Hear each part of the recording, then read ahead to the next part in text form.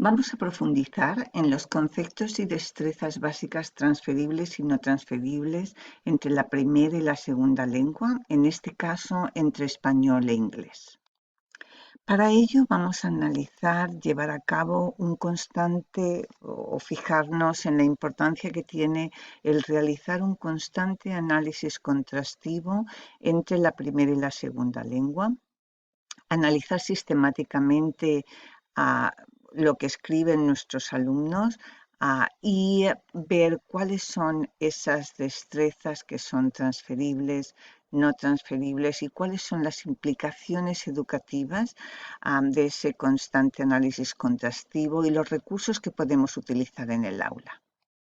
Es fundamental, por ejemplo, como hemos hecho aquí, después de leer los trabajos de los alumnos, ver cuáles son los errores ortográficos más comúnmente cometidos por los alumnos, como el utilizar la doble consonante en español cuando normalmente no se da ni se utiliza casi nunca, excepto en palabras como acción o dirección o algo así, como a la hora de escribir las cifras se utiliza la coma como en inglés cuando se debe utilizar un punto en español o incluso cuando es un trabajo de imprenta, se deja solamente un espacio, ni siquiera se pone coma ni punto, como los artículos contractos como del o al normalmente se separan y no se escriben correctamente.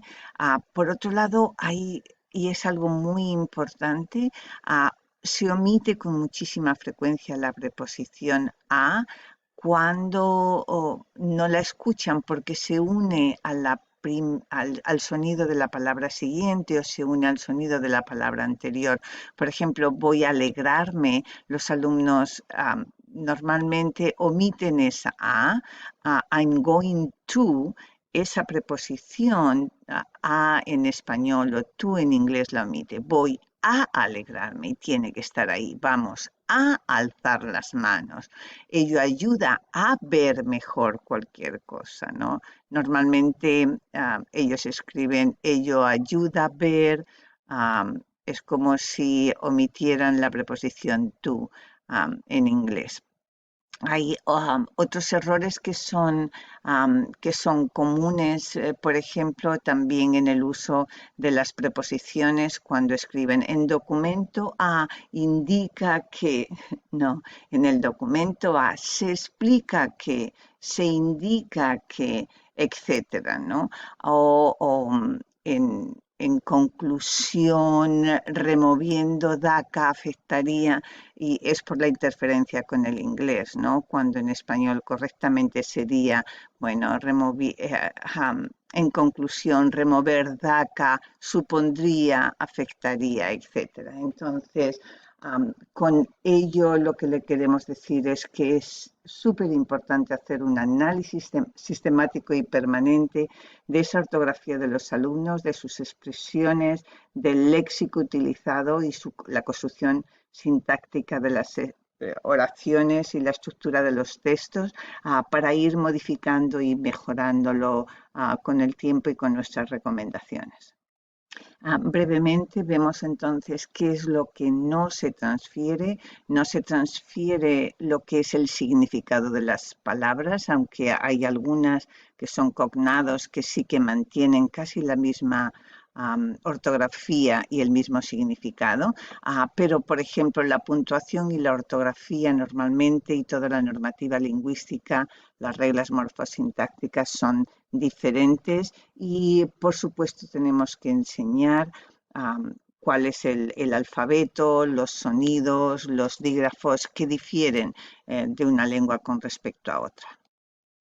También, evidentemente, fijarnos en aquellos aspectos formales de la lengua, como en español el uso del tú y el usted, cuando en inglés, por ejemplo, no se utiliza y se utiliza la segunda persona you para en ambos casos.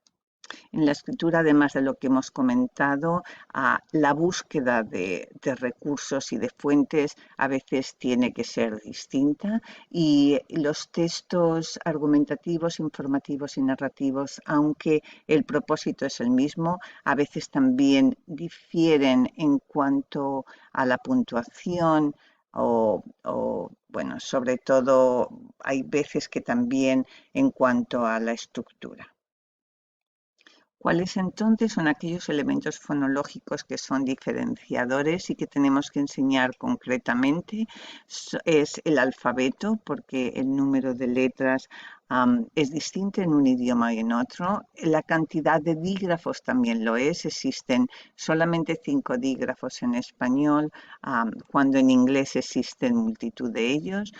Los sonidos vocálicos son solamente 5 en español, cuando en inglés hay al menos los sonidos cortos, los largos y muchos otros.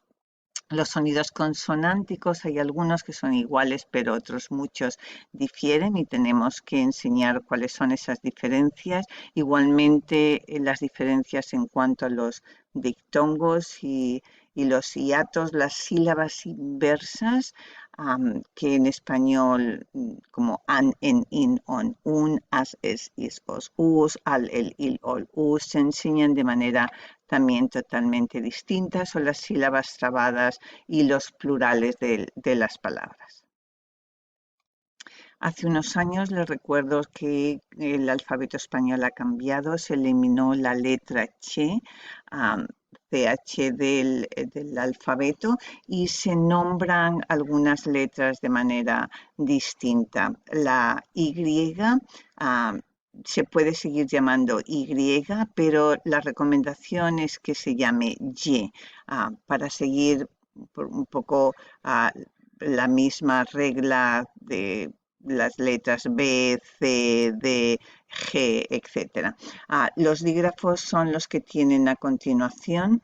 La CH, que antes era letra, ahora es un dígrafo. Son estos 5 los que existen.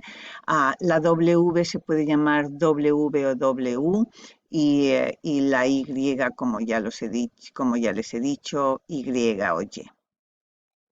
Si a los alumnos se les da un cuadro tan sencillo como este, en el que se recogen la mayor parte de las sílabas directas e inversas, como en este caso sas, es, is, os, su, as, es, is, os, us, y como estas en muchos casos se pronuncian igual, sas, es, is, os, su, en muchas regiones, o en Castilla, por ejemplo, en España se pronuncia za, ce, ci, zo, zu. Normalmente hay muy pocas palabras que se escriban con la Z y la E, o la Z y la I, muy pocas. O si a los alumnos se les presenta juntos ya, ye, yi, yo, yu, y que se pronuncia exactamente igual que ya, ye, yi, yo, yu, van a ser capaces de poder leer casi todo sin cometer errores, aunque no conozcan el significado.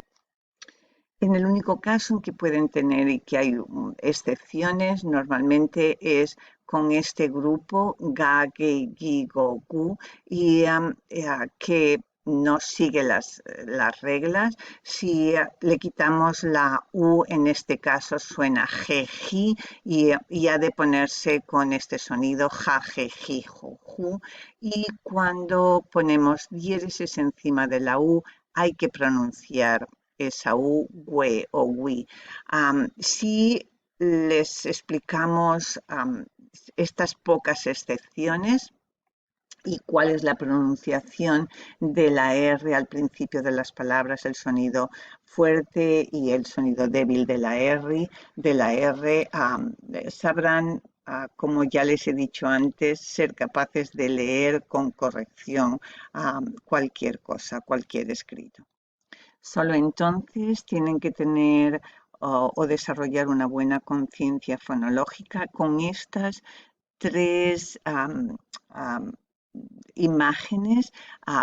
Tienen absolutamente toda la combinación de sílabas directas, inversas, trabadas o mixtas, y los alumnos conocen exactamente cómo tienen que pronunciar las sílabas. Lo único que les faltaría es saber dónde tienen que enfatizar una sílaba dependiendo de la acentuación, que ya veremos más adelante.